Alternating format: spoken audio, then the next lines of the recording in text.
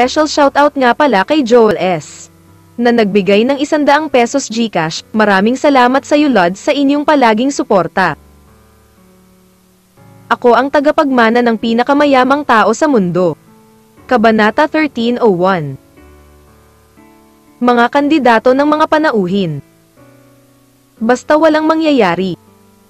Nagkusa si Cyrus na maglakad papunta sa gilid ni Michaela. Sa oras na ito, tila mas tumindi ang bango sa katawan ni Michaela, kaya medyo nag-alala si Cyrus. Young Master de la Cruz, may utos ba sa iyo na pumunta dito ngayon?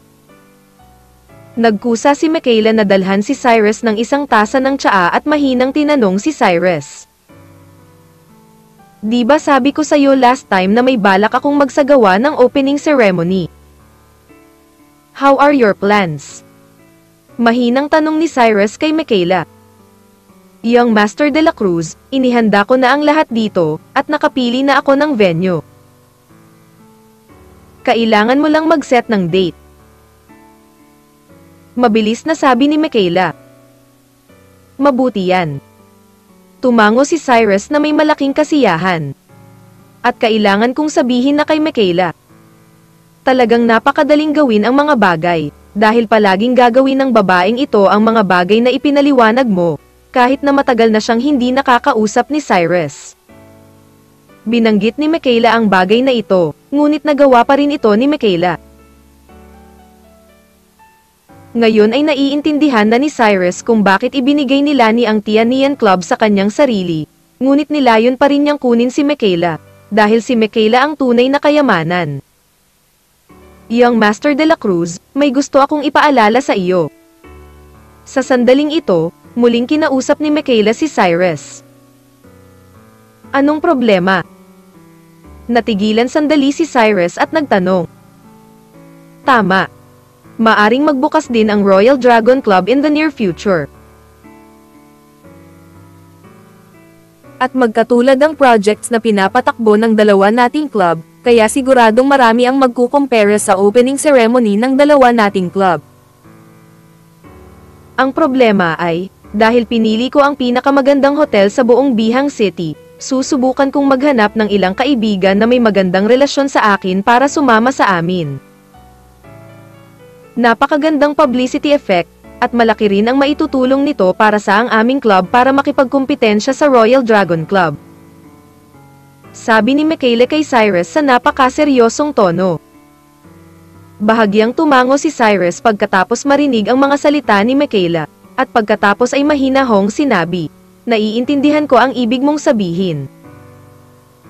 Pagkatapos ng lahat, ang may-ari ng Tianian Club ay nagbago. Kaya ang pagbubukas ng seremonya na ito ay napakahalaga, at malamang na makakaapekto ito sa maraming bagay at maging sa hinaharap na pag-unlad ng Tianian Club. Sa ilalim ng normal na mga pangyayari, ang pagbubukas ng isang kumpanya ay makakahanap ng ilang mga bituin na dadalo, dahil maipapakita nito ang lakas ng kumpanya, at maaari ding magkaroon ng napakagandang epekto. Ngunit Mr. de la Cruz, ang aking mga personal na koneksyon ay limitado pa rin. Kung gusto talaga nating durugin ang Yulong Club, sa palagay ko ay dapat kang mag-isip ng paraan upang makahanap ng mga angkop na tao. Tumingin si Michaela kay Cyrus at sinabi, I see. Sino sa tingin mo ang bagay para pumunta ako dito?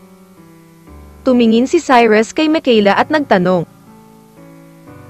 Young Master de la Cruz, hindi mo kailangang mag-alala tungkol sa mga taong tulad ng mga reporter ng media, dahil mayroon akong ilang mga kaibigan sa lugar na ito, kaya't kakayanin ko ito. Nag-isip sandali si Michaela at sinabi kay Cyrus. Kung gayon sino ang kailangan mo ngayon? Hindi pa nakikitungo si Cyrus sa mga bagay na ito, kaya hindi niya alam kung sino ang dapat maghanap ng angkop na tao. Ang una at pinakamahalaga ay ang mga opisyal ng gobyerno, dahil nakakaloka pa rin ang epekto ng pagpapakita ng isang opisyal ng gobyerno. May mga kaibigan ka ba sa lugar na ito? Tumunog si Michaela at mahinang nagpaalala. Matagal na akong wala sa Bihang, kaya wala akong kakilala, at limitado ang mga koneksyon ko. Walang magawang sagot ni Cyrus. Ito. Tumingin si Michaela kay Cyrus sa kanyang harapan, at may bakas ng kahihiyan sa kanyang mga mata, na parang hindi niya alam kung ano ang sasabihin.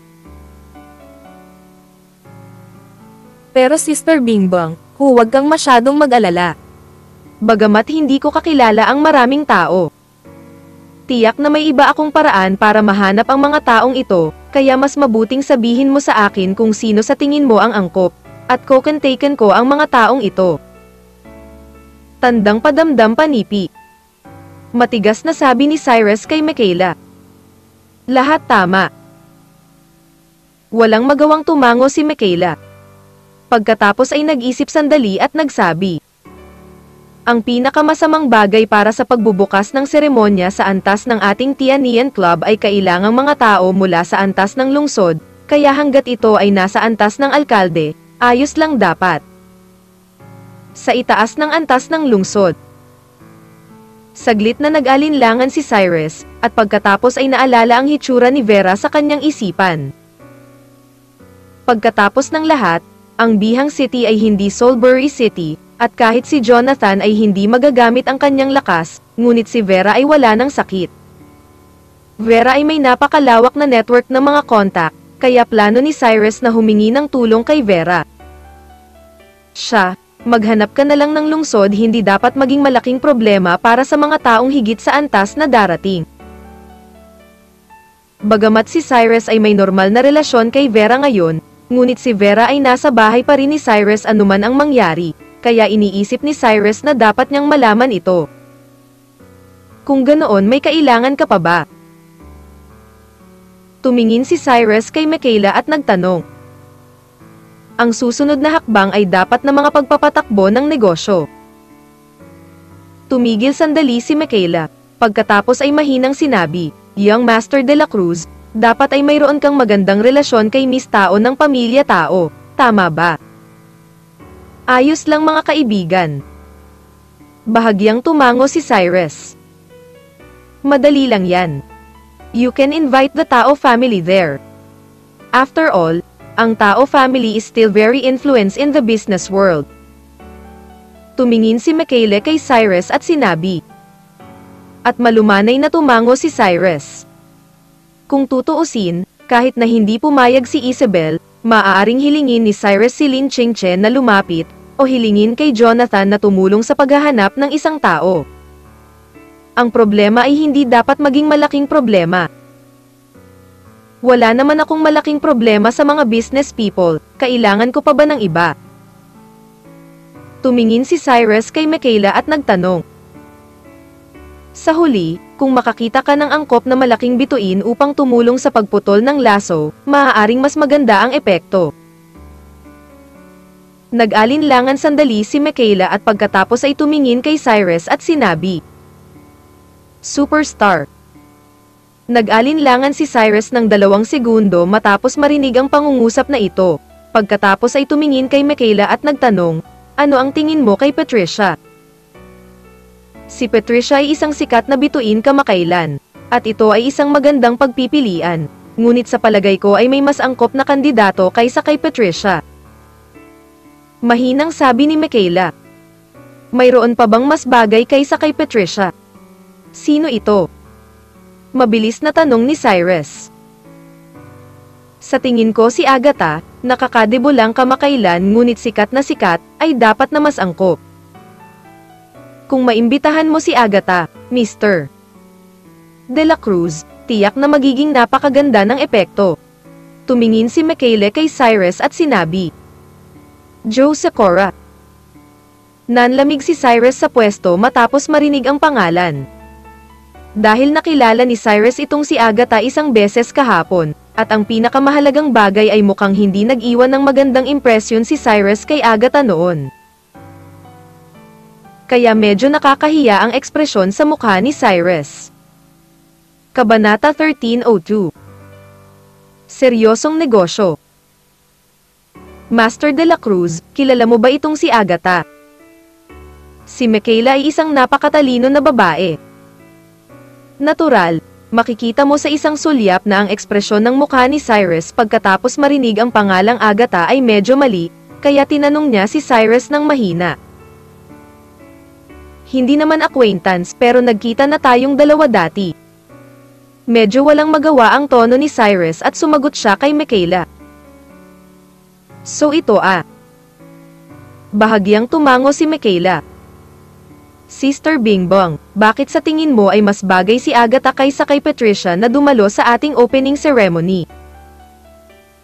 Tumingin si Cyrus kay Michaela at nagtanong. Master de la Cruz, ganito ito. Una sa lahat, si Agatha na ngayon ang pinakasikat na female star, at tiyak na sapat na ang kanyang kasikatan para patayin ang ibang mga babaeng bituin sa ilang segundo. Isa pang mahalagang dahilan ay hindi kailanman nakilahok si Agatha sa anumang aktibidad sa negosyo. Kung maimbitahan natin si Agatha, natural na mawawala ang epekto nito, tiyak na maituturing itong isang malaking balita, kaya sa tingin ko ay mas epektibo ang hitsura ni Agatha kaysa kay Patricia. Siyempre, kung hindi mo maimbitahan Agatha posible ring hanapin si Patricia sa halip. Seryosong paliwanag ni Michaela. Tumingin si Cyrus kay Michaela at nag-alinlangan ng 2 segundo, pagkatapos ay mahinang nagsabi. Mas mabuti kung wala si Jiang Chiwei at ang iba pa, ngunit kung hindi natin maimbitahan si Agatha, ngunit si Jiang Chiwei ay mayroon, kung gayon ang mga bagay ay magiging mahirap, kaya ako subukan natin ang aking makakaya. Kung makuha ko ito ang pinakamahusay. Kung hindi ko ito makuha, maaari lamang akong pumunta sa Patricia. Pwede. Tumingin si Michaela kay Cyrus at tumango. Saglit na nakipag-chat si Cyrus kay Michaela tungkol sa mga partikular na detalye ng pagbubukas ng seremonya, at pagkatapos ay umalis si Cyrus sa Tianian Club. Pagkatapos umalis sa Tianian Club, nagsimulang isipin ni Cyrus sa kanyang isipan kung paano niya dapat tipunin ang lahat ng mga taong sinabi ni Michaela. Una sa lahat, ang pinakamadali ay dapat na mga tao sa mundo ng negosyo. Dahil si Cyrus ay may napakagandang relasyon kay Isabel, kaya hindi dapat tumulong si Isabel, pati sina Jonathan, Lin Qingchen, at Liu Zuanshan. Siyempre, hindi gagamitin ni Cyrus si Liu Zuanshan maliban kung kailangan niya, dahil ayaw niyang malaman ng maraming tao ang tungkol sa relasyon nila ni Liu Zuanshan sa ngayon. Tapos may mga taga-gobyerno. Balak ni Cyrus na humingi ng tulong kay Vera. Naisip ni Cyrus na hindi malaking problema para kay Vera na hawakan ang bagay na ito. Kaya ang pinakamahirap na bagay na dapat gawin sa oras na ito ay ang bituin na si Agatha. Sinaktan ni Cyrus ang iba kay Agatha ilang araw na ang nakalipas, at ngayon ay kailangan niyang tanungin muli ang mga ito, na talagang isang kaunting swerte. At kahit na hindi nagkasala si Cyrus kay Agatha, kakaiba ang karakter ni Agatha. Imposibleng dumalo si Agatha sa naturang opening ceremony, kaya hindi madali para kay Cyrus na imbitahan si Agatha. Ngunit ang hitsura ni Agatha ay napakahusay pa rin, kaya hindi binalak ni Cyrus na isuko ang pagkakataong ito. Haharapin ni Cyrus ang taong kailangang harapin muna, at pagkatapos ay ilagay si Agatha sa dulo. Kung talagang hindi niya maimbitahan si Agatha, maaari rin niyang imbitahan si Patricia, para ituring ito bilang isang paraan para sa kanyang sarili. Tawag. Huminga ng malalim si Cyrus, pagkatapos ay kinuha ang kanyang mobile phone upang hanapin ang numero ni Isabel at dinyal ito. Dududo. Matapos mag-ring ng 2 beses ang telepono, sinagot ni Isabel ang telepono, at pagkatapos ay sinabing kakaiba, "Oh, bakit mo naalala na tumawag sa akin?" Noo. Matapos marinig ang mga salita ni Isabel, ang mga mata ni Cyrus ay kumislap sa kahihiyan, at pagkatapos ay mahina niyang sinabi, "Ano, may oras ka ba ngayon? Magkita tayo." "Ano? Nagsisisi ako ngayon, alam ko na ang ginagawa ko." "Gusto mo bang umamin sa akin?" "Sinasabi ko sa'yo, hindi ako papayag, nagbago na ang isip ko. Ang daming mabubuting lalaki sa mundong ito, bakit ako narito?" Nakabitin ka ba sa punong ito? Galit na sabi ni Isabel. It's not a matter of confession, may seryoso akong sasabihin sa'yo. Sabi ni Cyrus sa sobrang walang magawang tono. Pwede ka bang magsabi ng seryoso? Saglit na natigilan si Isabel. Seryoso talaga ang negosyo, may oras ka ba? Magkita tayo at mag-usap. Nag-aatubili na sumagot si Cyrus kay Isabel. Okay, magkita tayo sa restaurant na katabi ng school natin, gusto ko lang kumain ng konting luto. Si Isabel ay hindi nagsalita ng walang kapararakan kay Cyrus, ngunit direktang sinabi. Hilera. Pumayag naman si Cyrus, saka ibinaba ang telepono at sumakay ng taxi papunta sa restaurant sa tabi ng Bihang University. Pagdating ni Cyrus sa restaurant, nalaman niyang dumating na si Isabel. Napakaganda pa rin ng Isabel ngayon. Isang kulay rosas na damit ang nagpapalabas sa kanyang perpektong figura, ang kanyang magandang mukha ay maislan at ang kanyang balat ay maputi. Kung hindi dahil sa katotohanan na si Cyrus ay mayroon ng margo sa kanyang puso, maaaring talagang maakit siya kay Isabel. Cyrus, dito. Nakita rin ni Isabel si Cyrus na pumasok, kaya mabilis siyang kumaway kay Cyrus. Naglakad si Cyrus sa gilid ni Isabel at umupo sa tapat ni Isabel. Cyrus, napakasarap ng salmon dito, gusto mo bang subukan? Nakangiting tanong ni Isabel kay Cyrus. Kalimutan mo na, hindi ako interesado sa ganitong bagay. Malumanay na sagot ni Cyrus. Sige. Walang magawang tumango si Isabel, at pagkatapos ay nagpatuloy. Dapat may sasabihin ka sa akin kung gusto mo akong makitang nagmamadali. Ano ang gusto mong gawin? Sabihin mo sa akin ng direkta. Tumingin si Cyrus kay Isabel at nag-alinlangan sandali, pagkatapos ay mahinang sinabi, sa totoo lang, medyo simple ang mga bagay. Kinuha ko ang Tianian Club kanina, alam mo ba? I know, I was there at the time, and I was going to ask you, what is your relationship with the owner of Tianian Club? Bakit kanya binigyan ng Tianian Club? Curious na tanong ni Isabel kay Cyrus. Tita ko si Lani. Walang magawang sagot ni Cyrus. Ano? Agad na nanlaki ang mga mata ni Isabel matapos marinig ang mga salita ni Cyrus. At ang ekspresyon ng kanyang mukha ay napaka hindi kapanipaniwala, dahil hindi niya akalain na si Lani ay tiyahin ni Cyrus. Tinatanggap ko rin ang nalaman ng Tianian Club, pero ngayon hindi ako sigurado kung totoo. Tumingin si Cyrus kay Isabel at nagpatuloy sa pagpapaliwanag. No wonder bibigyan ka ni Lani ng Tianian Club. Tita mo pala si Lani.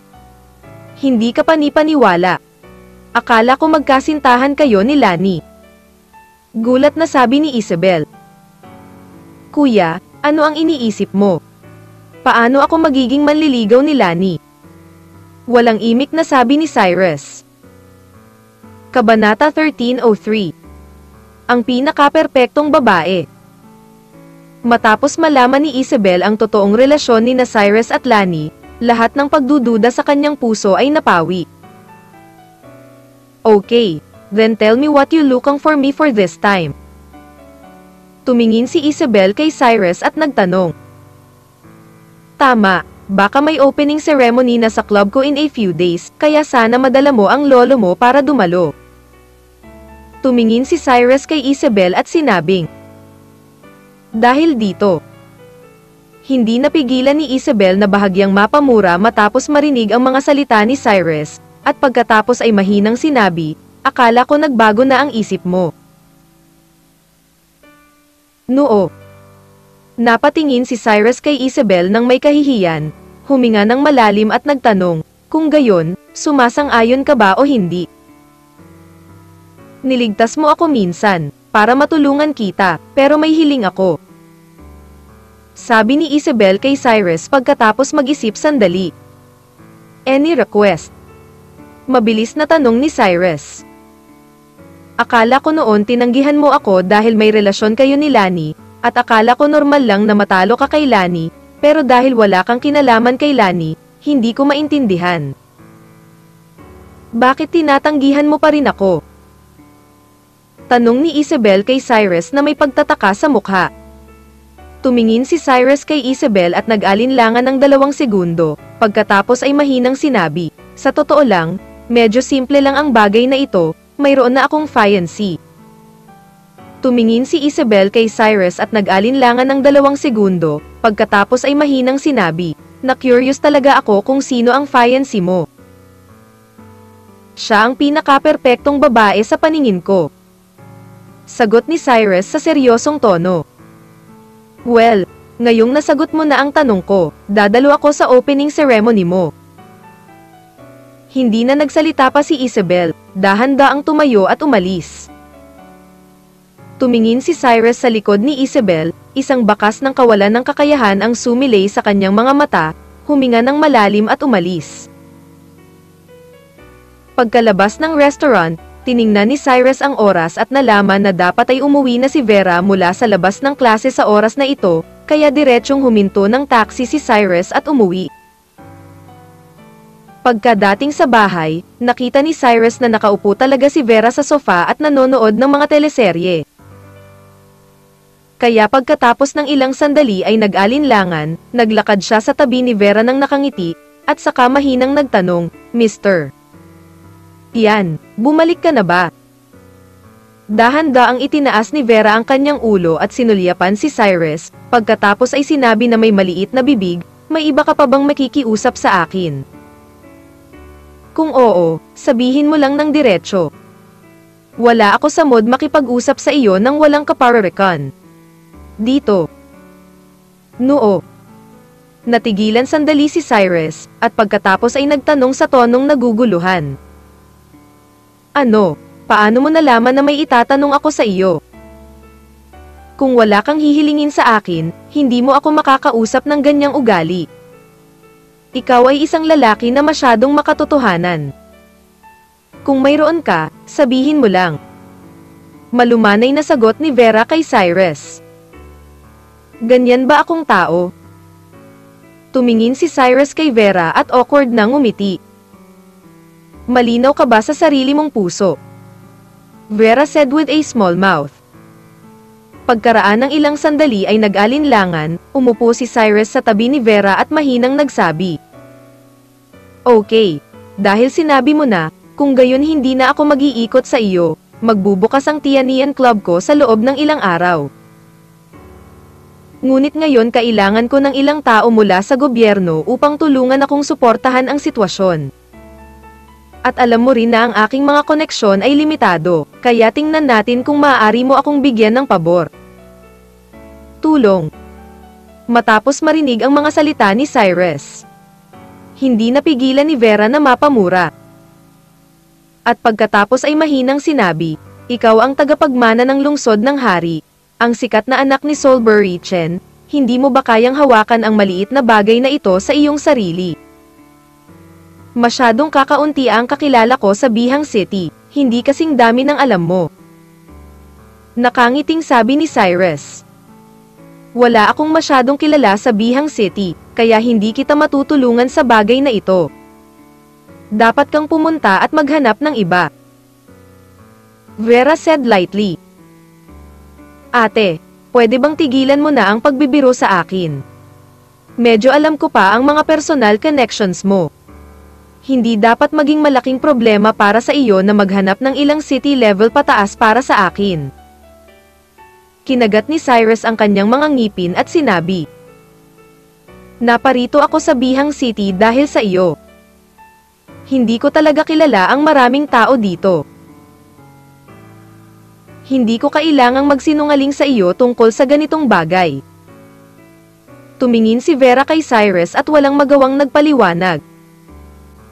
Ano, ang seremonya ng pagbubukas ko ay may kinalaman sa mga tao mula sa mga silver merchant. Dahil ang nasa likod ni Clinton ay si Francis, kaya ito ang pinakamagandang pagkakataon na mahanap si Francis. Tumingin si Cyrus kay Vera ng seryoso at sinabi.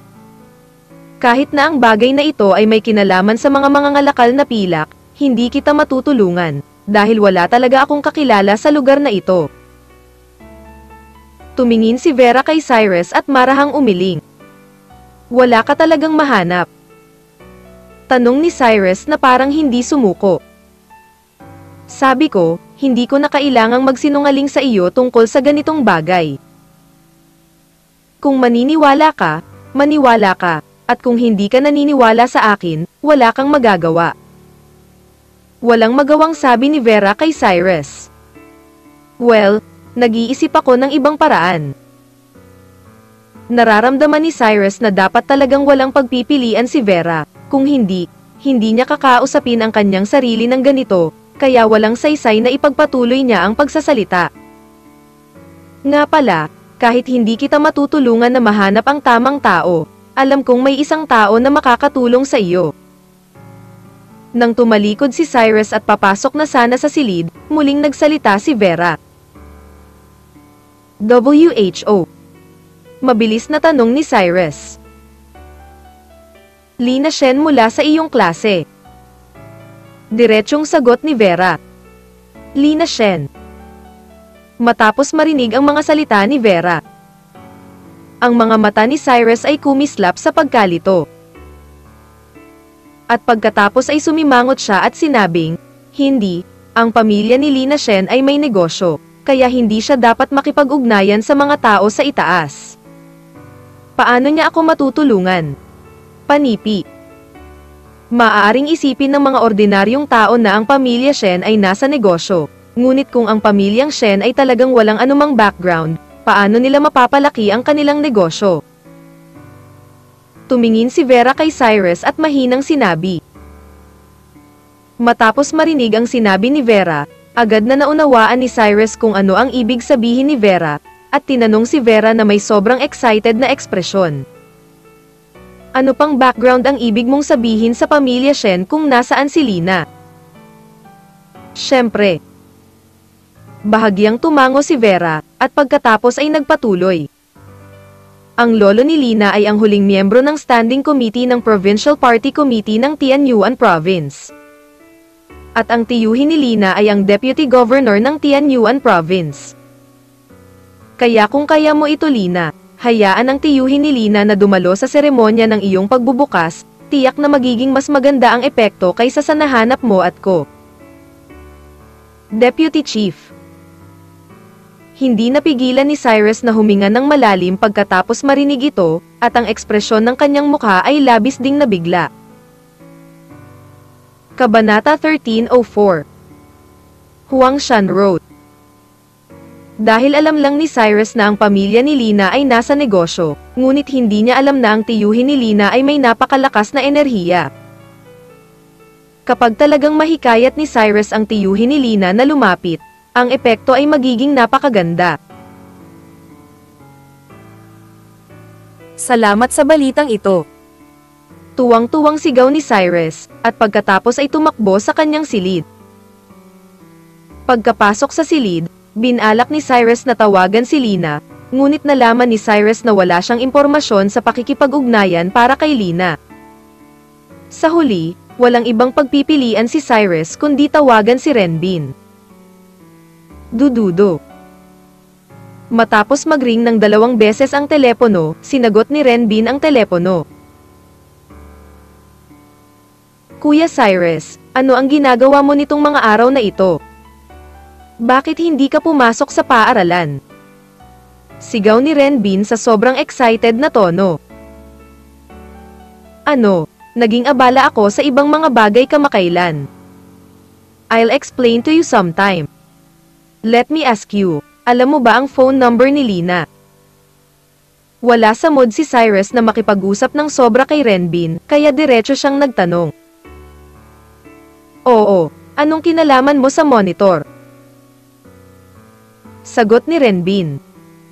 Give me her phone number, may sasabihin ako sa kanya. Mahinang sagot ni Cyrus. Sige, sandali, hahanapin kita. Mahinang sagot ni Renbin, Pagkatapos ay hinanap ang numero ng telepono ni Lina at sinabi kay Cyrus. Direktang tumawag si Cyrus kay Lina matapos malaman ang numero ng telepono ni Lina. Ngunit nagring ang telepono ng matagal at walang sumasagot. Tiningnan ni Cyrus ang oras at nalaman niyang pasado 7:00 pa lang ng gabi. Imposibleng matulog si Lina ng ganoon kaaga, kaya Cyrus tumawag ulit. Nang malapit nang sumuko si Cyrus, sa wakas ay nakakonekta na ang telepono. "Hello, sino ka?" Napakaingay ng tunog mula sa gilid ni Lina, at napakalakas din ng ingay, nagbigay ito ng impresyon na nasa isang nightclub, ngunit walang musikang maririnig. "Lina, ako si Cyrus, may kinalaman ako sa iyo." Walang magawang sabi ni Cyrus. "Ano ang sinabi mo?" Malakas na tanong ni Lina. "Sinabi kong ako si Cyrus, at may kinalaman ako sa iyo." Nag-aatubili na inulit ni Cyrus ang isang pangungusap. "Ikaw si Cyrus, bakit naalala mong tawagan ako?" Sigaw ni Lina. "Masyadong maingay dyan. Nasaan ka ngayon? I'll go find you." Nadama ni Cyrus na mas mabuting pag-usapan ang mga bagay na ito ng personal. "Okay, halika at hanapin mo ako sa Huangshan Road." Malakas na sumagot si Lina, at pagkatapos ay ibinaba ang telepono. Huangshan Road. Medyo nalilito ang mga mata ni Cyrus matapos marinig ang pangalan ng lugar, ngunit hindi na siya nag-isip, nagsuot ng damit at lumabas ng silid. "Lalabas ka ba?" Matapos makitang lumabas si Cyrus, hindi naiwasang magtanong ni Vera. "Oo, pupuntahan ko si Lina at pag-usapan ito." Simpleng sagot ni Cyrus, at saka lumabas ng bahay. Sa pagtingin sa likod ni Cyrus, hindi mapigilan ni Vera na bahagyang ilukot ang kanyang mga labi, at mahinang sinabi, "Hindi ko inaasahan na magiging ganoon kabilis ang kahusayan." Sa kabilang banda, direktang pinahinto ni Cyrus ang isang taxi pagkaalis ng bahay, at pagkatapos ay sinabihan ang driver ng taxi na pumunta sa Huangshan Road. Nang marinig ng taxi driver ang pangalan ay hindi niya napigil ang matigilan saglit, ngunit hindi na siya nagsalita pa at tahimik na pinaandar ang sasakyan. Tumingin si Cyrus sa tanawin sa labas ng bintana ng kotse, iniisip kung ano ang dapat niyang sabihin kapag nakilala niya si Lina. Ngunit makalipas ang kalahating oras, biglang napagtanto ni Cyrus na may mali, dahil nakarating na ang taxi sa tuktok ng bundok. "Master, pupunta ba tayo sa Huangshan Road?" Maingat na tanong ni Cyrus sa taxi driver. "Oo, hindi ka ba pupunta sa Huangshan Road? Ito lang ang paraan para makarating sa Huangshan Road." Malumanay na sabi ng taxi driver. "Mukhang umakyat na tayong lahat sa bundok ngayon, di ba?" Walang imik na sabi ni Cyrus. "Tingnan mo ang iyong anak, Huangshan Road, dapat ay nasa bundok." Bahagyang ngumiti ang tsuper ng taxi, at pagkatapos ay nagpatuloy. "Pareho tayong lalaki, wala akong maiisip tungkol sa iyo, at hindi ako malalayo kung lumihis ako." Pagkaraan ng ilang sandali ay nag-alinlangan, kinuha ni Cyrus ang kanyang mobile phone at binuksan ang mapa para tingnan. Nalaman niyang nasa bundok nga ang Huangshan Road na sinabi ni Lina, at hindi lumihis ang taxi driver.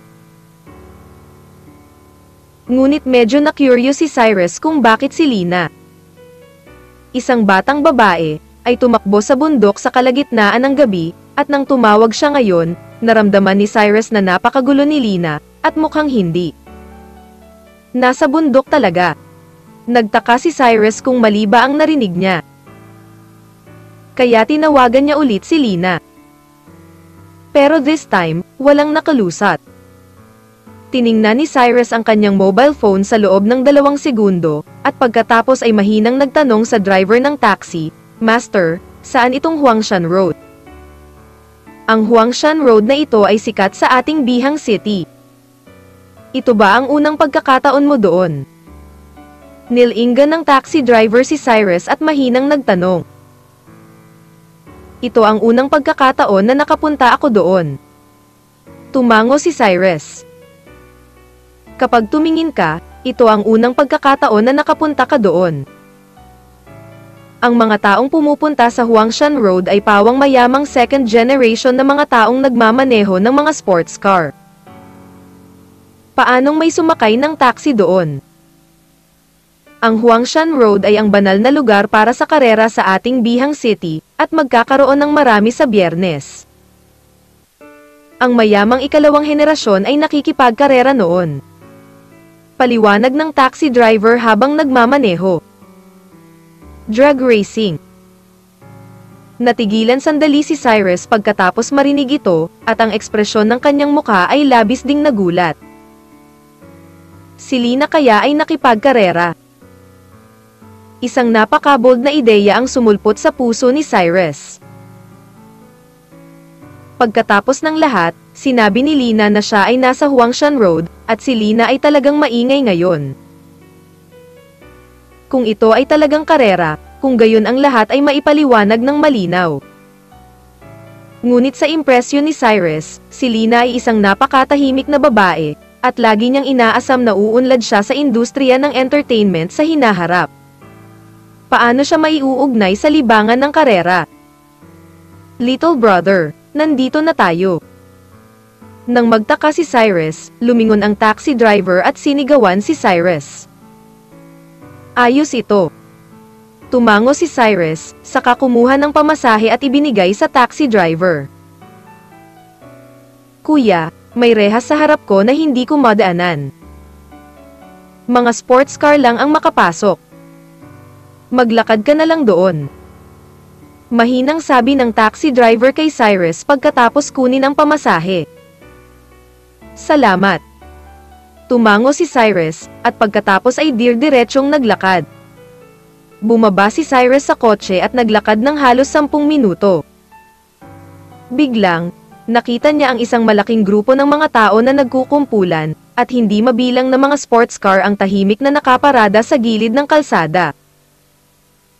Ang isa sa mga sports car na ito ay maaaring nagkakahalaga ng 10 milyon-milyon. Ang pag-iral, ang nakakabinging dagandong ay medyo nahihilo ang mga tao. Kabanata 13:05. Ang pinsan ni Lina. Pagdating ni Cyrus sa Huangshan Road, nalaman niyang may 2 sasakyan ang nagkakarera, at napakasigla ng eksena. Hindi talaga may ugnay ni Cyrus ang kapaligiran dito sa maamo at inosenteng batang babae na si Lina, kaya kinuha niya ang kanyang mobile phone at hinanap ang numero ni Lina at dinyal ito. Dududo. Matagal na nagring ang telepono, at sa wakas ay sinagot ni Lina ang telepono. Cyrus, nandito ka na ba? Malakas na sigaw ni Lina. Oo, nakarating na ako ngayon sa Huangshan Road, pero todo racing ako dito, hindi kita nakita. Walang magawang sagot ni Cyrus. Tama na makakita ng karerang sasakyan, hahanapin kita ngayon. Malumanay na sagot ni Lina, saka direktang ibinaba ang telepono. Pagkalipas ng ilang minuto, sa wakas ay nakita ni Cyrus si Lina na lumabas mula sa karamihan. At may isang mahabang paa na dilag sa tabi ni Lina, ngunit ang dilag na ito ay may salaming pang-araw sa kanyang mukha, at hindi makita ni Cyrus ang hitsura ng kagandahan. Cyrus. Kumaway si Lina kay Cyrus, pagkatapos ay mabilis na tumakbo sa tabi ni Cyrus. Kailan ka nakapasok sa drag racing? Walang magawang tanong ni Cyrus kay Lina. I don't know how to race cars. I came with my cousin today. I'm curious about how they race cars. Let's see the excitement. Mabilis na nagpaliwanag si Lina, pagkatapos ay ibinaling ang kanyang ulo upang tingnan ang mahabang paa na kagandahan sa tabi niya, at nagkusa na ipakilala. Cyrus, ito ang aking pinsan na si Jen Allen Zhao. Pagkatapos sabihin ito, muling sinabi ni Lina kay Jen Allen. Pinsan, ito ang matalik kong kaibigan na si Cyrus. Hello, gwapong bata. Tinanggal ni Jen Allen ang kanyang salaming pang-araw at nakangiting sinabi kay Cyrus. Kamusta? Mabilis na sumagot si Cyrus, at pagkatapos ay tiningnan si Jen Allen pataas at pababa. Si Jen Allen ay isang magandang babae. Hindi isang nangungunang kagandahan. Ngunit siya ay isang diyosa kumpara sa mga ordinaryong tao, at ang figure ni Jen Allen ay napakaganda pa rin, nakasuot ng itim na suspender sa kanyang itaas na katawan. Ang ibabang bahagi ng katawan ay isang pares ng maong shorts, ang makatarungang mga binti ay tuwid at payat, at ang mga paa ay nakatapak sa isang pares ng canvas na sapatos. Ito ay pakiramdam na sexy at mainit na may pahiwatig ng kabataan. My cousin likes racing cars. Basically, she comes here every Friday, so I'll follow along today to see the excitement. Nakangiting sabi ni Lina. So ito Napaisip si Cyrus. Little handsome guy, makikipagkarera ka ba? Sa oras na ito, biglang tinanong ni Jen Allen si Cyrus. Hindi ko alam. Marahang umiling si Cyrus. Huwag kang masyadong mahinhin, ikumpara natin ang dalawa. Nakangiting sabi ni Jen Allen. Kalimutan mo na, hindi pa ako nakasakay sa kotse dati. Muling umiling si Cyrus at tumanggi. Oh, bakit ang laking tao mo na may mga marka ng tinta? Tumakas ka lang, bilisan mo at subukan mo sa akin. Tumingin si Jen Allen kay Cyrus at sinabi. Tiningnan ni Cyrus si Jen Allen pataas at pababa at alam niya na walang balak si Jen Allen na palayain siya, kaya nasabi na lang niya nang walang magawa. Kung gusto mong ikumpara sa akin, pero sumakay ako ng taxi ngayon, hindi sa kotse. Panipi. Madali lang.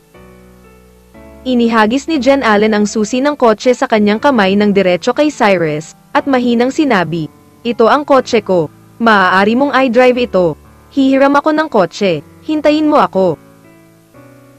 Tiningnan ni Cyrus ang susi ng sasakyan ng Lamborghini sa kanyang kamay at walang magawang ngumiti, pagkatapos ay tumalikod at naglakad sa gilid ng kotse para sumakay sa kotse. Pagkasakay sa kotse, malinaw na naamoy ni Cyrus ang halimuyak, at may ilang pares ng high-heeled na sapatos sa likod ng kotse. Halatang pinalitan sila ni Jen Allen. Dapat lang siyang magsuot ng canvas na sapatos kapag nagmamaneho. Pagkalipas ng ilang minuto, humiram si Jen Allen ng Ferrari sa iba. Sina Cyrus at Jen Allen ay nagmaneho patungo sa kinaroroonan ng ASX's letter. Nang bumalik si Cyrus ngayon, orihinal niyang binalak na sabihin kay Lina ang tungkol sa kanyang tiyuhin, ngunit hindi niya inaasahan na paandarin ang sasakyan. Pagkatapos ng maikling paghahanda ng dalawa, mariing iwinagayway ng magandang babae na nakatayo sa harap ng sasakyan ang bandila sa kanyang kamay. Mabilis na lumabas si Jen Allen, at halatang mas mabagal ang pag-andar ni Cyrus dahil hindi niya nalampasan ang sasakyan. Ngunit sa katunayan, napakahusay pa rin ng mga kasanayan ni Cyrus sa pagmamaneho. Bukod dito, si Cyrus mismo ay isang mandirigma, kaya ang bilis ng reaksyon ni Cyrus ay hindi maihahambing sa mga ordinaryong tao. Para kay Cyrus, ang karera ay isang piraso ng cake. Dahil sa bilis ng pagsisimula, palaging nasa likurang posisyon si Cyrus, at palaging nasa unahan ang sasakyan ni Jen Allen. Ngunit ang ikinagulat ni Jen Allen ay nagagawang makipagsabayan ni Cyrus sa kanya sa lahat ng oras. At sinubukan niya ang lahat ng paraan upang maalis si Cyrus, ngunit palaging nakasunod si Cyrus sa kanyang likuran. Si Jen Allen ay isa pa ring kilalang babaeng Diyos ng kotse sa Bihang City. Bagamat ang kanyang mga kasanayan sa karera ay hindi nangunguna, hindi ito isang malaking problema para sa mga ordinaryong mahilig sa karera. Ngunit ang hindi maintindihan ni Jen Allen ay si Cyrus ay nakakasabay sa kanya sa lahat ng oras. At si Cyrus ay orihinal na nagkaroon ng pagkakataon na maabutan, ngunit hindi niya kailanman naisip na mag-overtake. Pinapayagan niya ba ako? Hindi mapigilan ni Jen Allen na magtaka sa kanyang puso. Pagkalipas ng ilang minuto, nakarating si Jen Allen sa dulo, at sumunod si Cyrus. Bagamat nanalo si Jen Allen sa huli, naramdaman ni Jen Allen na hindi ipinakita ni Cyrus ang kanyang tunay na lakas. Cyrus, ang galing mong magmaneho. Tumakbo si Lina sa tabi ni Cyrus at nakangiting sinabi. Hindi ba ang isang mahusay na pagtakbo ay isang talo din? Bahagyang ngumiti si Cyrus. My cousin is a female car god. Hindi nakakahiyang matalo ka sa pinsan ko. Iilan lang ang nanalo ng pinsan ko, at hindi kasing galing mo ang mga iyon. Mabilis na sabi ni Lina. Sa kabilang banda, ngumiti si Cyrus at hindi na nagsalita pa. Si Jen Allen ay palaging nakatingin kay Cyrus, at walang intensyon na magsalita. By the way, Cyrus, pinuntahan mo ako ngayon para sa isang bagay, di ba? Ano yun? Mahinang tanong ni Lina kay Cyrus. I really have something to do with you. Maginhawa bang mag-usap dito? Tanong ni Cyrus.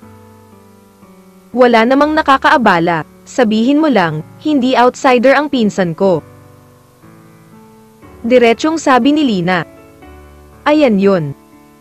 Tumango si Cyrus, pagkatapos ay tumingin kay Lina at sinabing, sa totoo lang, ito ang kaso. Dapat mong malaman na ako ang pumalit sa Tianian Club, di ba? Alam ko. Tumango si Lina. Nakita ni Jen Allen ang kaunting pagbabago sa mga mata ni Cyrus. Dahil alam din niya ang tungkol sa pagbabago ng may-ari ng Tianian Club, ngunit hindi niya akalain na si Cyrus ang may-ari ng Tianian Club. Kabanata 13:06. Ikumpara ang isang laro. Pagkatapos ng lahat, ang edad ni Cyrus ay medyo bata pa, at siya ay mukhang napaka-ordinaryo, hindi tulad ng tsismis. Magdaraos ako ng opening ceremony saglit. Nabalitaan ko na ang tiyuhin mo ay ang Vice Governor na si Vincent. Maaari mo ba akong tulungang maghanap ng paraan para imbitahan ang iyong tiyuhin na maging panauhin sa paggupit ng laso? Tumingin si Cyrus kay Lina at nagtanong. Ito. Isang bakas ng kawalan ng kakayahan ang sumilay sa mga mata ni Lina. Pagkatapos ay ibinoling niya ang kanyang ulo para tingnan si Jen Allen, at mahinang sinabi, sa tingin ko ay mas maaasahan para sa iyo na hilingin sa aking pinsan na tulungan ka. Tulungan mo ang pinsan mo. Nilingga ni Cyrus ang kanyang ulo upang tingnan si Jen Allen, at may bakas ng pagkalito sa kanyang mga mata. Oo, anak ng tiyuhin ko ang pinsan ko. Walang magawang sabi ni Lina. Ano? Napatulala si Cyrus nang tumingin siya kay Jen Allen sa gilid, dahil hindi niya akalain na si Jen Allen ay anak ni Vincent. Hindi gusto. Walang imik na tanong ni Jen Allen kay Cyrus. Hindi naman, hindi ko lang naisip ang direksyon na iyon. Napagtanto ni Cyrus na ang reaksyon niya kanina ay medyo nasa sabik, kaya mabilis siyang nagpaliwanag. Kanina ko lang narinig lahat ng sinabi mo kay Xiaodai. Nagplano ka lang na dumalo ang tatay ko sa opening ceremony ng club nyo, di ba? Tanong ni Jen Allen kay Cyrus. Tama. Mabilis na tumango si Cyrus. Then I advise you to give up this idea. Hindi dadalo ang tatay ko sa opening ceremony ng naturang entertainment venue. Direktang sabi ni Jen Allen. Kung gayon, wala na bang ibang paraan? Hanggat makakadalo ang iyong ama sa aking pambungad na seremonya, maaari akong sumang-ayon sa anumang kondisyon. Tanong ni Cyrus. Is there any way to do this? Kung hindi kasali ang tatay ko, hindi na lang siya sumasali. Walang makakapagpasaya sa tatay ko. Kahit kausapin kita, walang kwenta, kasi ayaw ng tatay ko na nakikialam with his work. Thanks, para hindi ka mag-aksaya ng oras sa tatay ko, maghanap ka ng ibang paraan o magtanong sa iba. Walang magawang sabi ni Jen Allen kay Cyrus. Ito. Tumingin si Cyrus kay Jen Allen at hindi alam kung ano ang gagawin. Hindi niya inaasahan na magiging ganoon katatag ang ugali ni Jen Allen. Beauty Jow, long time no see, nabalitaan kong nanalo ka ng ilang sunod-sunod na laro ngayon lang. Habang si Cyrus ay magpapatuloy sa pagsasalita, isang boses ang umalingaw-ngaw. Nilinga ni Cyrus ang kanyang ulo at sumulyap sa hindi malay. At nalaman na ang isang binata na may dilaw na buhok ay lumapit kay Jen Allen, at isang malaking grupo ng mga tao ang sumunod sa likod ng binata. Victor Zai, manalo man ako o hindi ay walang kinalaman sa iyo, di ba? Nilinga ni Jen Allen ang kanyang ulo at sinulyapan ang dilaw na buhok na si Victor Zai, at naiinis na sinabi. Beauty Jow, huwag kang masyadong excited, pumunta ako dito para tanungin kung maglakas loob kang ikumpara sa akin. Tiningnan ni Victor si Jen Allen ng malungkot, at mahinang nagtanong. Nakikipagkumpitensya ka ba sa akin? Matapos marinig ang mga salita ni Victor, hindi napigilan ni Jen Allen na mapamura, at pagkatapos ay mahinang sinabi, maaari mo ba akong malampasan? Kailangang subukan nating dalawa para malaman natin kung kaya nating tumakbo at tumakbo. Nakangiting sabi ni Victor. Wala ako sa mood na mag-aksaya ng oras sayo, gawin mo ang dapat mong gawin. Nag-alinlangan sandali si Jen Allen at sinabing may maliit na bibig. Isang 10 milyong yuan, nangangahas ka bang sumugal? Diretsyong tanong ni Victor kay Jen Allen. Ano ang sinabi mo? Natigilan si Jen Allen matapos marinig ang mga salita ni Victor, at ang ekspresyon sa kanyang mukha ay hindi rin kapani-paniwala. Dapat mong malaman na ang mga kasanayan sa pagmamaneho ni Victor ay maaari lamang ilarawan sa pangkalahatang mga termino. At hindi siya ang kalaban ni Jen Allen, ngunit sa oras na ito ay talagang binalak ni Victor na tumaya ng 10 milyon kay Jen Allen. Hindi ba ito nagpapakita na siya nagbibigay ng pera? Beauty Jow, kung hindi ka maglakas loob na tumaya sa akin, sabihin mo lang sa akin, hahanap ako ng iba. Nakangiting sabi ni Victor kay Jen Allen.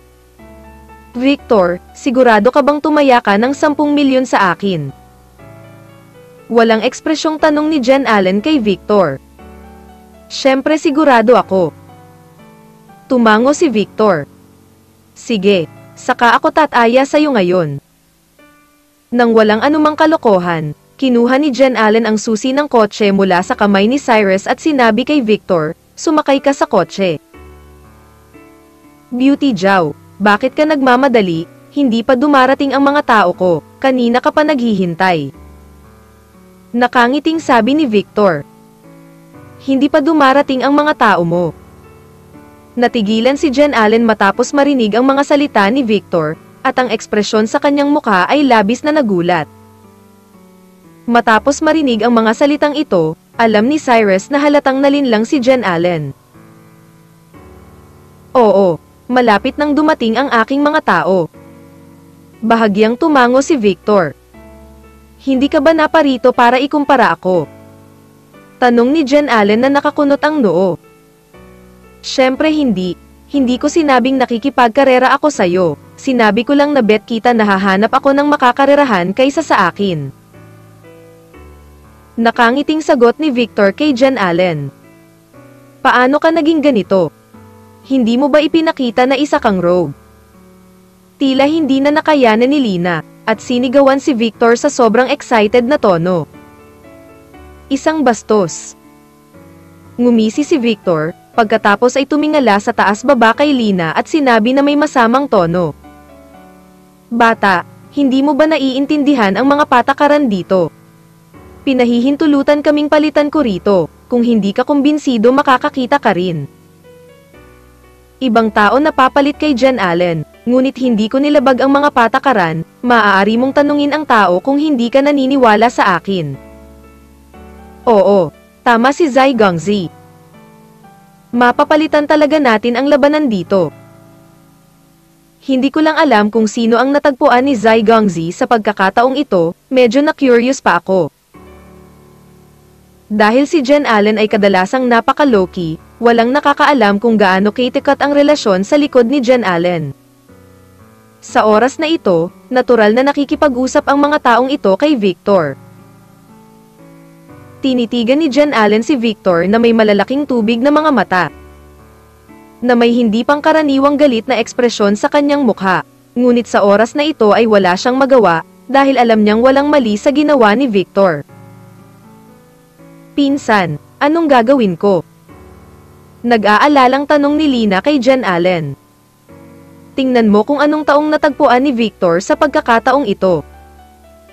Si Jen Allen ay tiwala pa rin sa kanyang mga kasanayan sa pagmamaneho, kaya siya ay kalmado sa oras na ito at hindi gaanong nagsalita.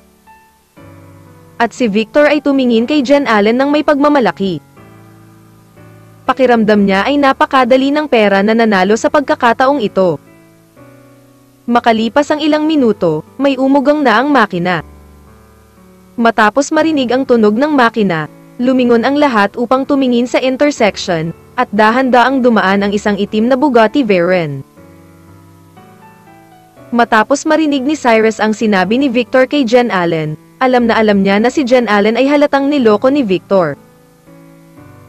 Kabanata 13:07. Kaya mo bang manalo? Ang mga kasanayan sa pagmamaneho ni Victor ay tiyak na hindi kasing husay ng kay Jen Allen, kaya naman masayang sumang-ayon si Jen Allen. Ngunit talagang hindi plano ni Victor na ikumpara ang kanyang sarili kay Jen Allen sa simula pa lang, ngunit nakahanap siya ng master na tutulong sa kanya. Kung tungkol sa mga alituntunin ng drag racing circle, ito ay puro kalokohan. Dahil ang mga taong ito ay natatakot sa pagkakakilanlan ni Victor, kahit na nilabag ni Victor ang mga patakaran, ang mga taong ito ay hindi nang ahas na magsalita pa. At maaaring hindi alam ng mga taong ito ang pagkakakilanlan ni Jen Allen. Kung alam ng mga taong ito na si Jen Allen ay anak ni Vincent Zhao, kahit nabigyan ang mga taong ito ng 10,000 tapang, talagang imposible para sa mga taong ito na magkaroon ng lakas ng loob na saktan si Jen Allen. Kaya lang, si Jen Allen ay kadalasang napaka-low-key, at hindi kailanman magkukusa na sabihin sa sino man na ang kanyang ama ay si Vincent Zhao. Sa oras na ito, hindi alam ni Jen Allen kung sino ang nahanap ni Victor na master na ito, kaya hindi siya nagmamadali. Kung tutuusin, ang galing ni Jen Allen sa pagmamaneho. Pakiramdam niya, maliban na lang kung talagang nakahanap si Victor ng napakalakas na master, magkakaroon pa rin siya ng kapangyarihang lumaban. Ang mga tao ay nagsimulang maghintay ng tahimik. Ang itim na Bugatti Veyron na sports car ay hindi nakapaghintay sa lahat ng masyadong mahaba, at sumugod sa posisyon kung saan ang lahat ay nakatayo sa napakabilis na bilis. Tunay ngang napakabilis ng takbo ng sports car, na nagbibigay sa mga tao ng pakiramdam na ang sasakyan ay hindi umaandar, na para bang isang ilaw ang mabilis na gumagalaw, at ang mga ordinaryong tao ay walang paraan upang makita ang tunay na anyo ng sasakyan. Sa kanilang mga mata ay lamang isang after-image na lumilipad. Ngunit ang bilis ng sports car na ito ay hindi gaanong kamangha-mangha sa mga mata ni Cyrus. Kung tutuusin, si Cyrus ay hindi isang ordinaryong tao, ngunit isang mandirigma. Madaling makuha ng kanyang mga mata ang galaw ng sasakyan. Ang ekspresyon sa mukha ni Jen Allen ay labis na nag-aalala.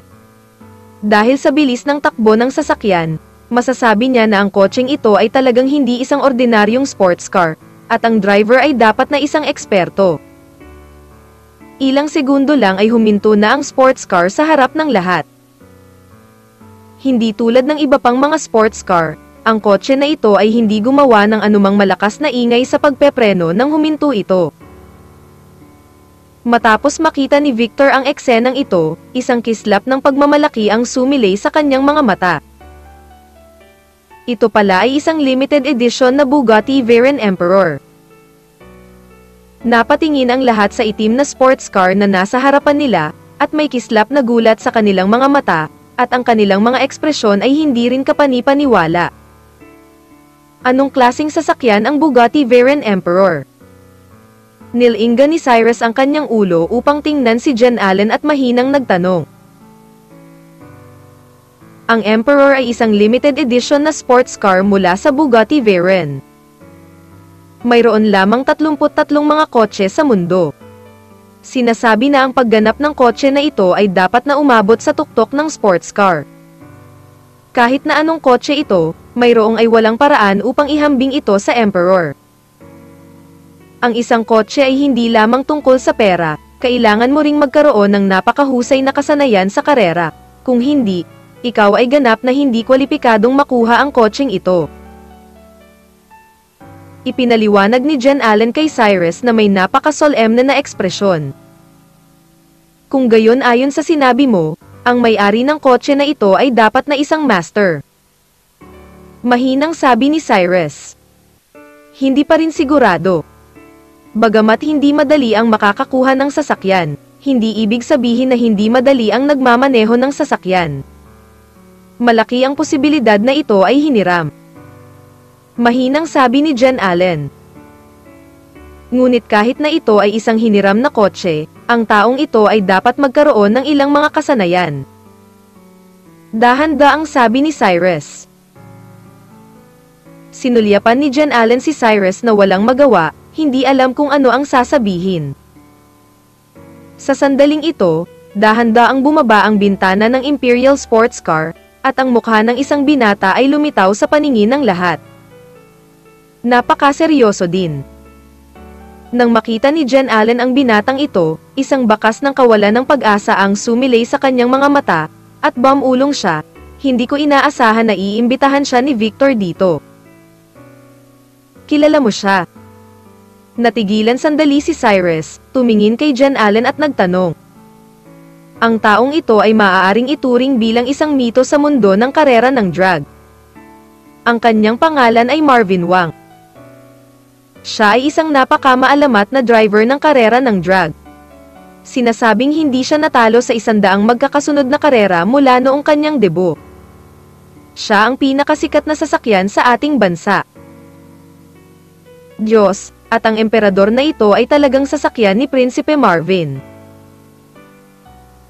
Si Jen Allen mismo ay gustong-gusto ang mga racing cars, kaya natural na alam niya ang balita tungkol sa mga racing cars, at makikilala niya ang pagkakakilanlan ng binatang ito sa isang sulyap. Ano? Ganoon ba kalakas ang taong ito?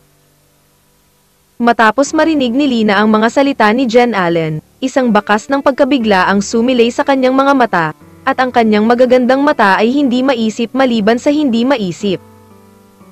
Siyempre nakakamangha, mukhang handa si Victor sa pagkakataong ito. Walang magawa si Jen Allen, alam niya sa kanyang puso na inimbitahan ni Victor si Prince Marvin, kaya dapat handa siyang harapin ang kanyang sarili. At ang mga naroroon sa oras na ito ay tila nakita rin si Marvin. Sino ang taong ito? Ang gwapo niya. Oo, sino ang taong ito, bakit hindi ko pa ito nakita? Ang ilan sa mayamang ikalawang henerasyon na kakasali lang sa racing circle ay tumingin sa posisyon ni Marvin na may kakaibang mga ekspresyon sa mukha. Hindi mo nga kilala si Marvin, nakakahiya naman para sa atin sa racing circle. Sa sandaling ito, sinabi ng isang binata sa isang nakakainis na tono. Prinsipe Marvin. Matapos marinig ang pangalan, lahat ay natigilan, at ang mga ekspresyon sa kanilang mga mukha ay lubhang nakakagulat. Young Master Zhang, niloloko mo ba kami? Ang taong ito ay ang sikat na Marvin. Oo, narinig ko na si Marvin ay isang Diyos ng kotse, paano siya makakapunta sa aming maliit na lugar? Naghiyawan ang lahat. Nakita ko minsan si Marvin, at 100% sigurado akong ang taong ito ay si Marvin. Sabi ni Zhang Xiao sa napakatigas na tono. At tila nakilala ng iba ang Prinsipe Marvin na ito. Lahat sila ay mga baliw na tagahanga ng drag racing. Natural, alam nila kung gaano nakakatakot ang lakas ni Marvin, at sinamba din nila si Marvin mula sa kaibuturan ng kanilang mga puso. Prinsipe Marvin. Prinsipe Marvin. Sa isang iglap, ang lahat ng naroroon ay nagsimulang tumawag sa pangalan ni Marvin na galit na may labis na nasasabik na mga ekspresyon sa kanilang mga mukha. At alam talaga ni Lina kung gaano nakakatakot ang lakas ni Marvin. May bakas ng pag-aalala ang sumilay sa kanyang mga mata, at mahina niyang tinanong si Jen Allen, "Pinsan, maaari ka bang manalo laban sa taong ito?" Kabanata 13:08. Pantawid sa bundok. Matapos marinig ito, hindi napigilan ni Jen Allen na mapabuntong hininga. At pagkatapos ay sinabi sa mahinang boses, si Marvin ay isang bagong henerasyon ng mga Diyos ng kotse, at ang kanyang mga kasanayan sa pagmamaneho ay napakahusay. Hindi ako maaaring maging kalaban ni Marvin. Pinsan, hindi ka kalaban ni Marvin, kaya ano ang dapat nating gawin? Isang bakas ng kaba ang sumilay sa mga mata ni Lina, at nakatayo siya doon na tulala, hindi alam kung ano ang gagawin. Ang ekspresyon sa mukha ni Jen Allen ay hindi pangkaraniwang solemna at hindi siya nagsalita. Kahit na ang 10 milyon na ito ay maaaring hindi malaking halaga para kay Jen Allen. Ngunit sa kasamaang palad ang ama ni Jen Allen ay isa ring malinis na opisyal.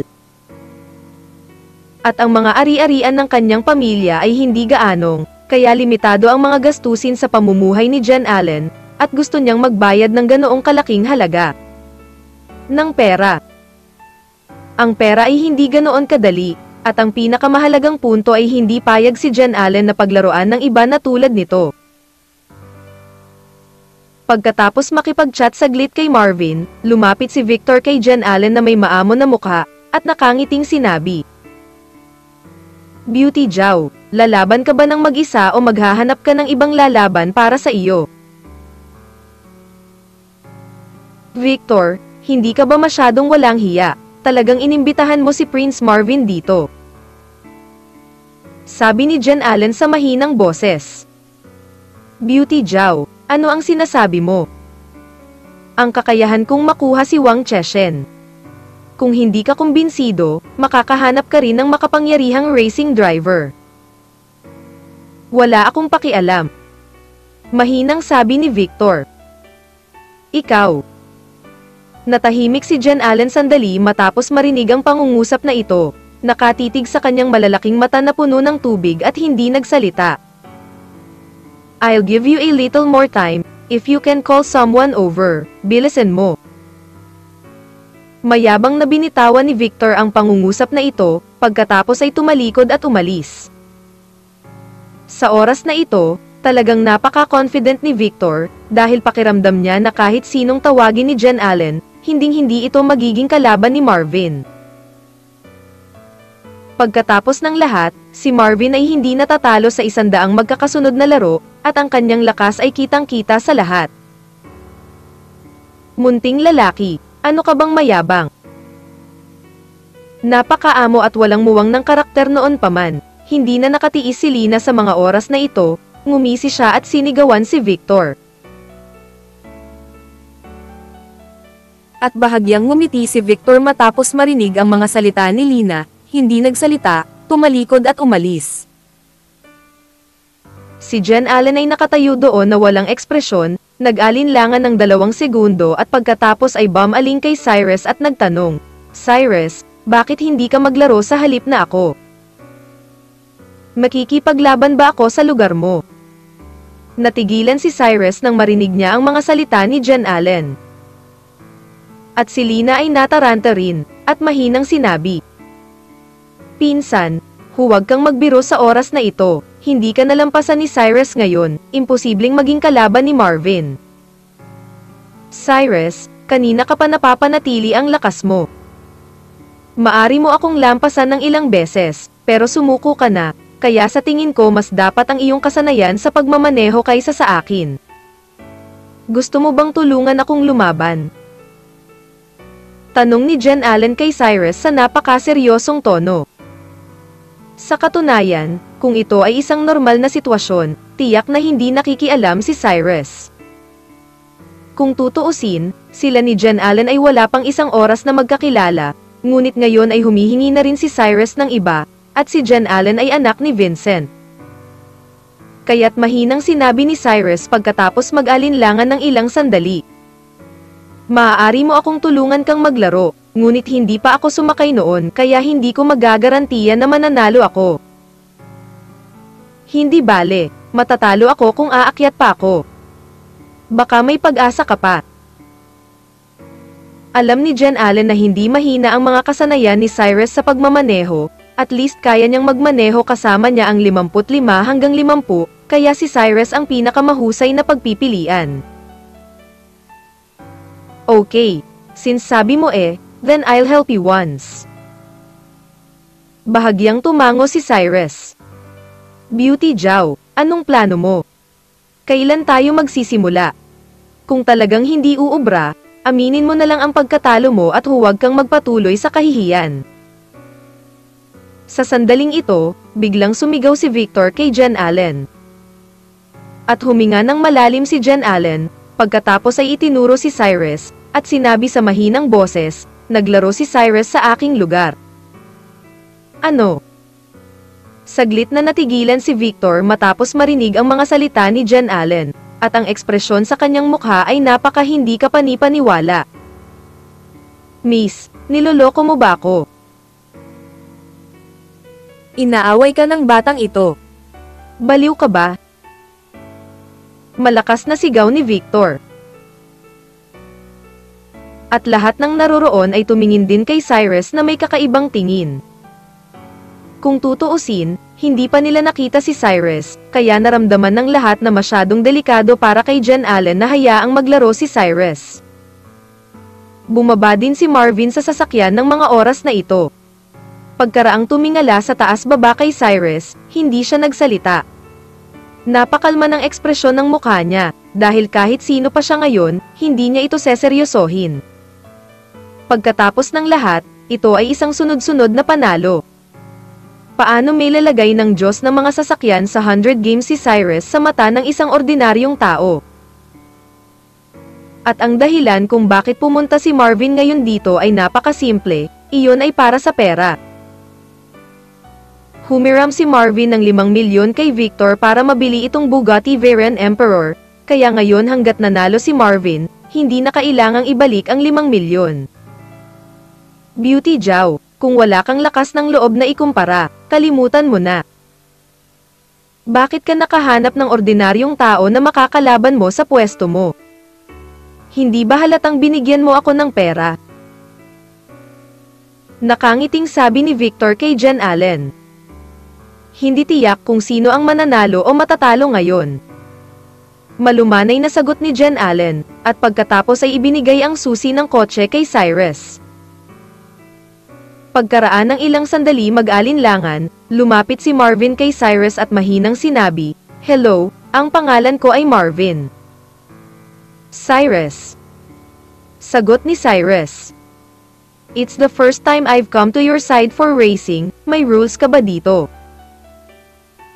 Tumingin si Marvin kay Cyrus at nagtanong. "First time ko rin makipagkarera, hindi ko alam ang rules dito." Mahinang sabi ni Cyrus. "Ganito, sa side ko, kung sino ang mauunang makaabot sa finish line, siya ang mananalo. Wala naman masyadong rules, ang bilis lang." Mabilis na paliwanag ni Victor. Hilera. Tumango si Marvin, pagkatapos ay nagpatuloy sa pagtatanong kay Cyrus, "Anong ruta ang sasaybayan mo sa akin?" "Kahit ano, piliin mo." Sagot ni Cyrus. Lumingon si Marvin at sinulyapan ang kinaroroonan ng tuktok ng bundok. At pagkatapos ay mahinang sinabi, "Narinig ko na ang Chuanshan Road sa Bihang City ay medyo sikat, kung hindi, maaari mong piliin ang Chuanshan Road." Ayos ito. Tumango si Cyrus. At lahat ng naroroon ay natulala nang makita nilang pumayag si Cyrus, at ang mga ekspresyon sa kanilang mga mukha ay napaka hindi kapani-paniwala. Dahil talagang sikat na sikat ang kalsadang tinatahak ng bundok na binanggit ni Marvin. Sa pangkalahatan, Hanggat alam ng mga mahilig sa karera sa Bihang City ang kalsadang ito, ang mga kondisyon ng kalsadang ito ay napakasalimuot, at lahat ng mga ito ay mga kalsada sa bundok. May mga madalas ang mga taong sumasakay sa karera, ngunit ang rate ng kamatayan ay napakataas. Karaniwan, 10 tao ang umakyat, at 5 tao lamang ang nabubuhay. Nang maglaon, direktang hinaranggan ng gobyerno ang kalsada, at wala nang dumaan dito. Kabanata 1309. Simulan. Si Marvin ay isang Diyos ng kotse, kaya natural na gusto niyang haminin ang mahirap na seksyon, ngunit hindi pa nalampasan ni Cyrus ang kotse, at walang nag-iisip na papayag si Cyrus dito. Cyrus, nababaliw ka na ba? Inabot ni Jen Allen at hinawakan si Cyrus, at excited na sinigawan si Cyrus. Anong problema? Nilinga ni Cyrus ang kanyang ulo upang tingnan si Jen Allen at nagtanong na may nagtatakang ekspresyon. Anong masama? Alam mo ba kung gaano kadelikado ang kalsadang iyon? Wala nang haamon sa kalsadang iyon ngayon. Tumakbo ka sa kalsadang iyon at ito ay isang dead end, alam mo ba iyon? Sabi ni Jen Allen na may malalaking tubig na mata. Oo, Cyrus, narinig ko rin na napakadelikado ng kalsada. Sa tingin ko dapat mong sabihin sa kanila na baguhin ang daan. Sinabi rin ni Lina kay Cyrus. Nag-alinlangan si Cyrus ng 2 segundo matapos marinig ang sinabi ni Lina at Jen Allen, at pagkatapos ay mahinang sinabi. Kung ito ay isang ordinaryong ruta. Tiyak na hindi ako ang magiging kalaban ng prinsipeng ito. Ngunit kung ang mga kondisyon ng kalsada ay napakakomplikado, kung gayon baka may chance pa akong manalo. Tandang padamdam panipi. 10 milyon na lang, hindi mo na kailangang magsumikap. Sumimangot si Jen Allen at sinabing. Hindi mapigilan ni Cyrus na mapangiti nang marinig niya ito, at pagkatapos ay mahinang nagsabi. Maaaring 10 milyon para sa iyo, ngunit para sa akin, hindi ito kasing simple ng 10 milyon. Pagkatapos sabihin ito, direktang sinabi ni Cyrus kay Marvin. Tawid ka lang sa kalsada ng bundok. Ayos ito. Bahagyang tumango si Marvin. Nang makita ng mga taong naroroon na sina Marvin at Cyrus ay talagang nagbabalak na tumawid sa kalsada sa bundok, nagkaroon ng dagandong. Tutal, matagal na silang walang nakikitang tumatakbo sa kalsadang iyon, na isang piging para sa ang mga mata ng lahat magandang pagkakataon. Oo nga pala, ugali ko kapag nagdadrive ako. Gusto ko may kasamang babae na uupo sa co-pilot para tulungan akong mag-observe sa mga kondisyon ng kalsada. You can also choose to bring someone. Sinabi ni Marvin kay Cyrus. Matapos marinig ang mga salita ni Marvin, si Cyrus ay walang kamalay-malay na sumulyap sa sports car ni Marvin. Talagang may babaeng nakaupo sa co-pilot. Napakaganda at banayad ng hitsura ng babae, at siya rin ay napakaamo at marangal. Nadama ni Cyrus na kung mayroong isang tao sa co-pilot na tutulong sa kanya na obserbahan ang mga kondisyon ng kalsada, talagang may tutuon niya ang lahat ng kanyang atensyon sa pagmamaneho. Si Lina ay walang alam tungkol sa drag racing, kaya tiyak na hindi niya maakyat si Lina, kaya si Cyrus na lang ang natitira, at iyon ay si Jen Allen. Ayos ka lang ba? Mahinang tanong ni Cyrus kay Jen Allen.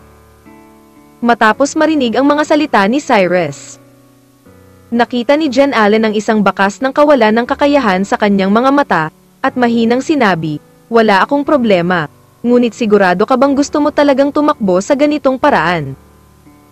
Kung pagsisihan mo ito ngayon, huli na ang lahat. Panipi. Di ako nagsisisi. Tumingin si Cyrus kay Jen Allen at mahinang sinabi. Dapat mong malaman na ang bilis ng reaksyon ngayon ni Cyrus ay maaaring daan-daang beses kaysa sa isang ordinaryong tao. Kaya kahit na ang bilis ng sasakyan ay umabot sa pinakamataas, sa mga mata ni Cyrus, ito ay ang bilis lamang ng paglalakad. Bagamat masalimuot ang daan sa bundok, tiyak na delikado ang pagmamaneho ng kotse sa sobrang bilis. Ngunit kung isang ordinaryong tao ang lumakad, walang problema. Ito rin ang dahilan kung bakit pinipilit ni Cyrus na piliin ang landas na ito, na lubhang nakakatakot para sa kalamangan ni Cyrus. Dahil walang problema, sumakay na tayo sa kotse. Sa oras na ito, sumigaw si Victor, at pagkatapos ay direktang pinaandar ang kanyang sasakyan sa kalsada. Sinundan lang ng kotse ni Marvin si Victor, at si Jen Allen ay sumakay sa kotse pagkatapos mag-alinlangan sandali. Umupo si Jen Allen sa co-pilot at nag-alinlangan ng 2 segundo, pagkatapos ay kumunot ang noo at sinabi kay Cyrus. Cyrus, ang sinasabi ko sa iyo ngayon ay napakaseryoso. Ang daan na iyon ay talagang napakadelikado. Dapat kang mag-ingat, matalo. Okay lang, pero huwag mong hayaang may mangyari. You don't have to worry about this. Anyway, kahit matalo ka, hindi kita babayaran, at siguradong uunahin ko ang kaligtasan. Ngumiti si Cyrus at sumagot kay Jen Allen. Natahimik si Jen Allen matapos marinig ang mga salita ni Cyrus, nakatingin kay Cyrus at hindi alam kung ano ang sasabihin. Makalipas ang mahigit 10 minuto. Dumating ang mga tao sa Chuanshan Road, ang maalamat na ruta ng kamatayan sa Bihang City. Pagkadating, lahat ay nagsimulang ayusin ang eksena. Isang malaking screen ang itinayo sa posisyon ng ASX's letter at ang screen ay nahahati sa maraming maliliit na screen. Ang maliliit na screen na ito ay maliliit na drone na sinusubaybayan ang mga kondisyon ng kalsada sa iba't ibang posisyon, upang malinaw na maunawaan ng lahat ang sitwasyon ng laro. At ang mga drone na ito ay may pananagutan para sa iba't ibang mga lugar. Pagkatapos ng lahat, ang mga drone ay hindi makakahabol sa mga kotse. Hindi nagtagal, nagmaneho sina Cyrus at Marvin patungo sa lokasyon ng ASX's letter. Handa na ang lahat. Isang sexing dilag na nakabikini ang dumiretso sa gitna ng 2 sasakyan. Sa ilalim ng liwanag ng mga ilaw, makikita sa isang sulyap ang sexing katawan ng dilag. Ang ganitong mga kompetisyon ay karaniwang batay sa damit na panloob. Mahinang sabi ni Jen Allen kay Cyrus. Panloob. Matapos marinig ito, hindi mapigilan ni Cyrus na matigilan sandali, at may bakas ng pagkalito sa kanyang mga mata. Paghahanda. Nang magpapaliwanag pa sana si Jen Allen kay Cyrus, biglang sumigaw ang bikini beauty, at saka inilagay ang kanang kamay sa butones ng kanyang underwear. Simula. Sa sumunod na segundo, direktang hinubad ng sexing dilag ang kanyang underwear. At si Cyrus ay hindi pa nakakita ng ganoong larawan, at ang buong tao ay natulala sa lugar. Buzz. Isang malaking dagandong ang tumunog. Mabilis na lumabas ang sasakyan ni Marvin, ngunit nakatulala pa rin si Cyrus. Kuya, nagsisimula na, anong tinitingin-tingin mo? Tuwang-tuwang sigaw ni Jen Allen matapos makitang walang reaksyon si Cyrus. Bakit hinubad ng babaeng ito ang kanyang salawal? Tinitigan ni Cyrus si Jen Allen at nagtanong. Panahon na ba para isipin mo ang mga bagay na ito? Bukas na ang laro. Sinigawan ni Jen Allen si Cyrus na may abnormally collapsed expression. Ano? Noon lang napagtanto ni Cyrus na nagmamadaling lumabas ang sasakyan ni Marvin, at mabilis niyang tinapakan ang accelerator. Ang kotse ni Cyrus ay nawala sa isang iglap, at lahat ay nakatuon sa posisyon ng screen. Si Marvin ay isang hindi natalo na Diyos ng kotse, kaya dapat walang problema sa kanyang mga kasanayan sa pagmamaneho. Dagdag pa rito, ang kotse ni Marvin ay isang emperador, habang si Cyrus ay nagmamaneho lamang ng isang ordinaryong binagong Lamborghini, at mayroong isang huling susi. Ang dahilan ay nahalatang nasa likod si Cyrus nang magsimula siya. Bagamat na-delay lang si Cyrus ng 1 segundo o 2 ngayon, maaari siyang gumawa ng leading distance na halos 100 metro sa loob ng 1 o 2 segundo. Kabanata 1310. Grabe! Kung ito ay isang normal na sitwasyon, na may isang malinaw na kalamangan, si Cyrus ay walang pag-asa. Ngunit nalaman ng lahat na ang pagmamaneho ni Cyrus ay napaka-desperado. Kahit saang sulok man siya ay hindi niya babagal, at higit sa lahat, si Cyrus ay laging nakakadaan sa mga kanto sa isang kapanapanabik na paraan. Kaya't sa kalagitnaan ng pagtakbo, dahan-dahan ang humahabol si Cyrus, at 20 metro lang ang layo niya sa kotse ni Marvin. Si Jen Allen mismo ay mahilig sa mga karerang sasakyan. Ngunit nang umupo siya sa co-pilot, medyo natakot pa rin siya, dahil ang paraan ng pagmamaneho ni Cyrus ay medyo nakakabaliw, at imposible para sa mga normal na tao na pumili ng ganoong paraan ng pagmamaneho. Tingnan mo ang katotohanan na hindi mo talaga sinubukan ang iyong makakaya noong nakikipagkarera ako sa akin noon. Nag-alinlangan sandali si Jen Allen at saka mahinang sinabi kay Cyrus. Ginawa ko ito para sa iyong mukha. Mahinang sabi ni Cyrus. Medyo magaling ka sa pagiging tao. Hanggat nagsusumikap ka sa ganitong sitwasyon, tinatayang makakalampas tayo sa susunod na kanto. Tuwang-tuwang sabi ni Jen Allen kay Cyrus. Saglit na nag-alinlangan si Cyrus matapos marinig ang mga salita ni Jen Allen.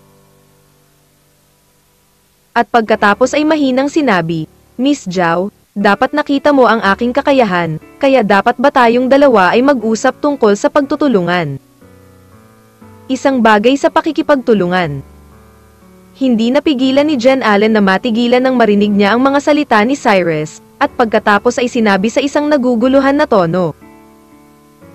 Plano mong ibahagi sa akin ang 10 milyon, tama? Huwag kang mag-alala, kung mananalo ka ngayon, kukunin ko ang lahat ng pera. Bigyan kita, wala akong ibibigay kahit 1 sentimo. Walang silbi sa akin ang pera. Hindi naman ako nagkukulang sa pera, 10 milyon pa. Kahit bigyan mo pa ako ng 100 milyon, hindi ako magagalaw. Nakangiting sabi ni Cyrus kay Jen Allen. Saglit na natigilan si Jen Allen, pagkatapos ay sumimangot at nagtanong, kung gayon, bakit mo sinabing gusto mong makipagtulungan?